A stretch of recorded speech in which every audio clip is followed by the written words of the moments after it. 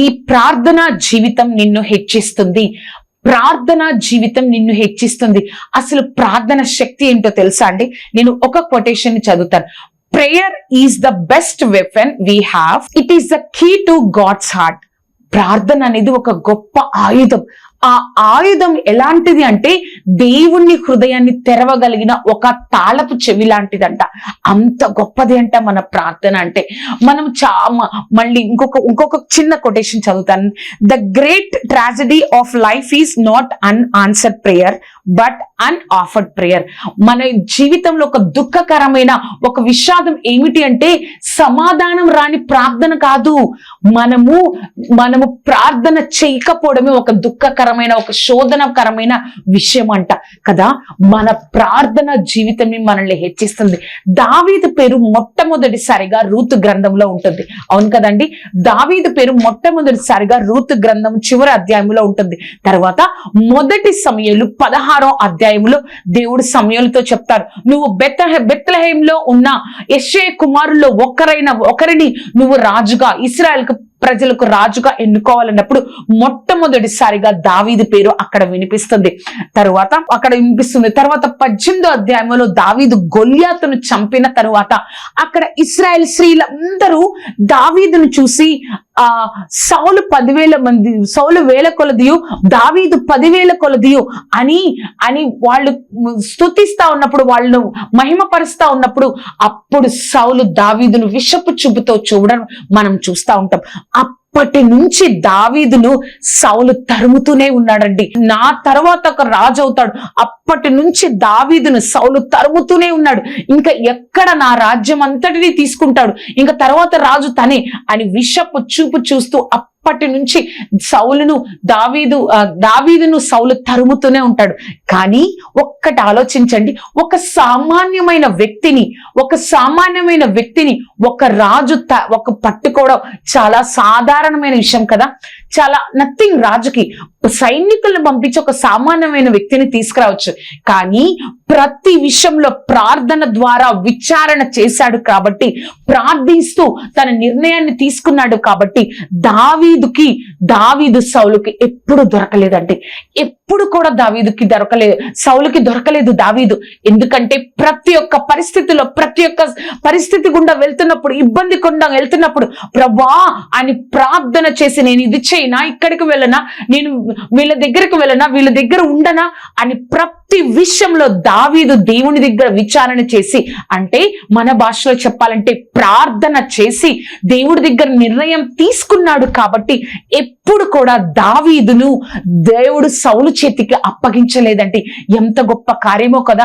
దావీదును దేవుడు సౌలు చేతికి అప్పగించాలి. అసలు దావీదు ఏ యొక్క పరిస్థితుల్లో ఉన్నప్పుడు దేవుడి దగ్గర విచారణ చేశారు. చాలా పరిస్థితుల్లో దేవుని దగ్గర విచారణ చేసి ప్రార్థన చేసి నిర్ణయం తీసుకున్నాడు. కానీ ఇప్పుడు 2 పరిస్థితులు మనం చూద్దామండి.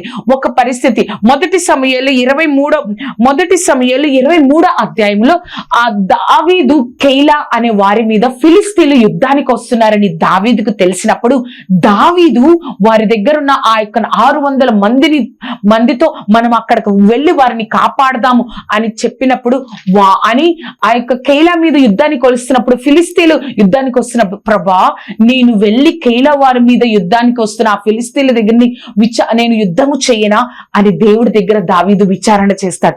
ఆ విచారణ చేసినప్పుడు దావీదు, నువ్వు వెళ్ళు, నేను నీకు ఆ యొక్క ఫిలిస్తీన్ల మీద విజయాన్ని అనుగ్రహిస్తానని దేవుడు చెప్పినప్పుడు తన దగ్గర ఉన్న 600 మందితో మనం వెళ్దాము పదండి కెయిలా దగ్గర కంటే, మేము యూదా దేశంలో ఉన్నా కూడా మేము భయపడిపోతున్నాము.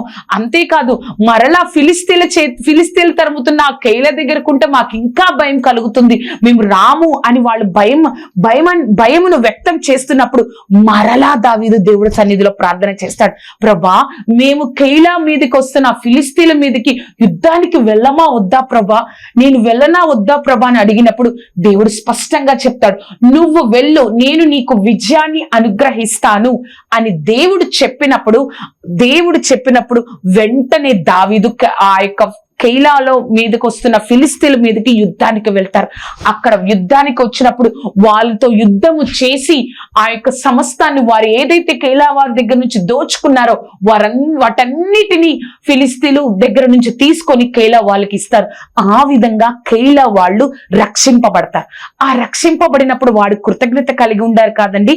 కానీ సౌలుకి తెలిసిపోతుంది దావీదు ఇక్కడ కైలా అనే ప్రాంతంలో ఉన్నాడు, ఆ దేశంలో ఉన్నాడని తెలిసిపోగానే సౌలు దావీదు మీదకి యుద్ధానికి రావడానికి ఆ సైన్యాన్ని అంతటిని తీసుకొని రావడానికి రెడీ అయిపోతాడు.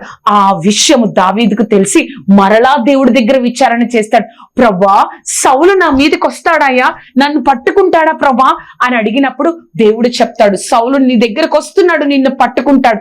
అయ్యో ప్రభా, నేను కైలా వాళ్ళని రక్షించాని, వాళ్ళు నన్ను రక్షిస్తారా ప్రభా, నన్ను సౌలు చేతికి అప్పగింపకుండా నన్ను రక్షిస్తారా ప్రభా అని చెప్పినప్పుడు దేవుడు చెప్తారు, వారు నిన్ను సౌలు చేతికి అప్పగిచ్చేస్తారు. నువ్వు వారిని కాపాడవు, కానీ వారు నిన్ను కాపాడకుండా సౌలు చేతికి అప్పగిస్తారని చెప్పగానే ఏం చేస్తాడో తెలుసా? దావీదు తనతో ఉన్నవారు ఎటు వెళ్ళాలో అటు వెళ్ళిపోయి వారి యొక్క ప్రాణాలను కాపాడుకుంటారు. నిజంగా ఒక సామాన్యమైన వ్యక్తి ఒక రాజు నుంచి తప్పింపబడడం అసాధ్యం. కానీ అతడు ప్రార్థన చేసుకున్నాడు. ప్రతి విషయంలో దేవుని సన్నిధిలో ప్రభా ఏం చేయాలయ్యా, ఏం చేయాలి ప్రభా, ఎలా ఉండాలి, ఏం చేయాలి అని చేసుకున్నాడు. కాబట్టి ఒక వచనం ఉంటుందండి, మొదటి సమూయేలు 23వ అధ్యాయము 14వ వచనం. మొదటి సమూయేలు 23వ అధ్యాయము 14వ వచనం. సౌలు అనుదినము అతన్ని వెతికినను దేవుడు సౌలు చేతికి అతన్ని అప్పగింపలేదు. అతను అంటే దావీదు. సౌలు దినము దావీదును వెతికినా కూడా దేవుడు సౌలు చేతికి దావీదును అప్పగింపలేదంట కదా. ఎందుకో తెలుసా? ఎందుకు అప్పగింపలేదో తెలుసా? అతడు ప్రార్థన చేస్తూ ఉన్నాడు కాబట్టి. ప్రార్థన చేస్తూ దేవుని మీద ఎంతగానో దావీదు ఆధారపడ్డాడు కాబట్టి తన జీవిత కాలంలో సౌలు వెతికినా కూడా దావీదు దొరకలేదు. సౌలు యొక్క కుటుంబం అంతమైపోయింది, కానీ దావీదు కుటుంబంలో యొక్క తరతరాలు ఒక రాజుగా, ఇశ్రాయేల్ ప్రజల మీద రాజులుగా ఉన్నారు కదా అండి. ఇంకొక పరిస్థితిని చూద్దామండి. ఫిలిస్తీన్లు వారు యుద్ధానికి వెళ్తారు, సిగ్లోకి యుద్ధానికి వెళ్తారు. దావీదుతో ఉన్న 600 మంది యుద్ధానికి వెళ్తారు. యుద్ధాన్ని నుంచి తిరిగి వచ్చిన తర్వాత వారు సిగ్లోక్లో ఉన్న గుడారాలన్నిటినీ అమాలేకీలు వచ్చి కాల్చి వేసి వారి దగ్గర ఉన్న వాటన్నిటిని తీసుకొని వెళ్ళిపోతారు. భార్యలను, పిల్లలను, యవ్వనస్తులను అందరినీ తీసుకొని వెళ్ళిపోతారు. అప్పుడు దావీదు దగ్గర ఉన్న 600 మంది కూడా ఏం చేస్తారో తెలుసా? నీ వల్లే మా బిడ్డల్ని కోల్పోయాం, నీ వల్లే మా భార్యల్ని కోల్పోయాం, నీ వల్లే మా ఆస్తిని అంతటినీ కోల్పోయామని అతన్ని చంపడానికి రాళ్ళెత్తుతారంట. ఆ చంపడానికి రాళ్ళెత్తినప్పుడు మొదటి సమూయేలు 30వ అధ్యాయము 6వ వచనంలో ఉంటుంది. అప్పుడు దావీదు ఆ యొక్క ఏడవడానికి శక్తి కలిగినంత బిగ్గరగా, ఎంతో బిగ్గరగా దావీదు ఏడ్చాడు. కానీ ఒక మాట ఉంటదండి 30వ అధ్యాయం 6వ వచనంలో, యెహోవాను బట్టి ధైర్యం తెచ్చుకున్నాడు. అతనితో ఉన్న వారు కూడా చంపేయడానికి రెడీగా ఉన్నారు. తనని ఓదార్చడానికి, తనకి ఆదరణ కలిగించడానికి భార్య, పిల్లలు ఎవ్వరూ లేరు దావీదుకి అక్కడ. కానీ అతనితో ఉన్న సైన్యము కూడా 600 మంది కూడా తనని చంపాలని రెడీగా ఉన్నారు. కానీ దేవుని బట్టి ధైర్యం తెచ్చుకొని, ప్రభా నేను ఇప్పుడు అమాలేకులను వెంబడిస్తే వాళ్ళని నేను పట్టుకోగలనా ప్రభా అని మరలా దేవుని యొద్ద విచారణ చేశారు.